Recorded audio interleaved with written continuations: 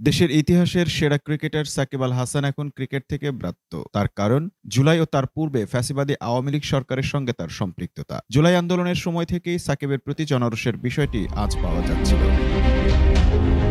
ক্ষোভের শুরুটা হয় সাকিবের স্ত্রী উম্মে আহমেদ শিশির যখন কানাডায় সাফারি পার্কে সাকিবের হাস্যোজ্জ্বল ছবি পোস্ট করেন তখন। সম্প্রতি এক সাক্ষাৎকারে সাকিব জানালেন, একজন পাবলিক ফিগার হিসেবে অমন ছবি তোলা উচিত হয়নি তার। তিনি বলেন, সত্যি বলতে আমি দেশ থেকে অনেকদিন ধরেই দূরে ছিলাম। যুক্তরাষ্ট্রে এমএলসি খেলছিলাম, এরপর কানাডায় খেললাম।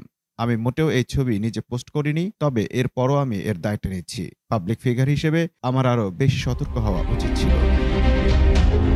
তবে এই এক ছবির প্রতিক্রিয়া এভাবে হবে কল্পনাও করেননি সাকিব। কারণ দেশে কি ঘটে যাচ্ছে সাকিবের কোনো আন্দাজই ছিল না। তিনি বলেন, সত্যি বলতে আমি ভাবতেও পারিনি বিষয়টি এভাবে বিস্ফোরিত হবে। এরপর আমি বুঝতে পারলাম পরিস্থিতি কতটা গুরুতর। আমি মানুষের সঙ্গে কথা বলেছি যারা আমাকে জানিয়েছে ছবিটার টাইমিংয়ে তাদের কষ্ট দিয়েছে। এটা একটা ভুল ছিল। আমাকে আরো সতর্ক হওয়া উচিত ছিল। সে ছবি প্রকাশ করার পর একবার এক সমর্থকের সঙ্গেও বাকবিতণ্ডা হয়েছে তার। কানাডার লিগে খেলার সময় তাকে গ্যালারি থেকে কেউ একজন বলে বসেন, দেশে এত কিছু হয়ে যাচ্ছে, সাকিব কেন কিছু করছেন না বা বলছেন না। সাকিবও তার পাল্টা জবাব দিয়েছিলেন সেদিন। সে পরিস্থিতিটায় কি হয়েছিল সাকিব জানালেন এবার। তিনি বললেন, আমি মনে করি ওই লোকটা আমাকে উত্ত্যক্ত করতে এসেছিল, অথবা সে হতাশ ছিল। সে আমাকে প্রশ্ন করছিল আমি কেন কিছু করছি না। তারপর আমি জিজ্ঞেস করলাম, ভাই আপনি কি করছেন? সেখান থেকে বিষয়টা অনেক বড় কিছু হয়ে গেল।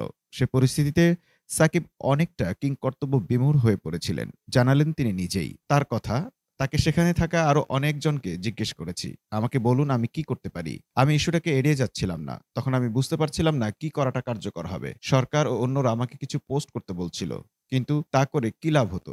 এটা কি বিষয়টাকে সাহায্য করত? এটা কি আগুনে ঘি ঢালত? এরপরও সাকিব জুলাইতে কোনো পোস্টই করেননি, কিছুই বলেননি, নীরবতাও ভাঙেননি। কেন তা করেননি সে প্রসঙ্গে সাকিব জানান, শুধু বলাটাকে তার কাছে ফাঁকা বুলি মনে হতো। সে কারণে একেবারে চুপ ছিলেন তিনি। তার কথা, আমি সবসময় দায়িত্ব নিয়ে কাজ করাতে বিশ্বাসী ছিলাম। যদি আমি পরিবর্তনটা সরাসরি আনতে না পারি, তাহলে ফাঁকা বুলি দিয়ে লাভ কি? আমন মাহফুজ, টাইম নিউজ ডেস্ক।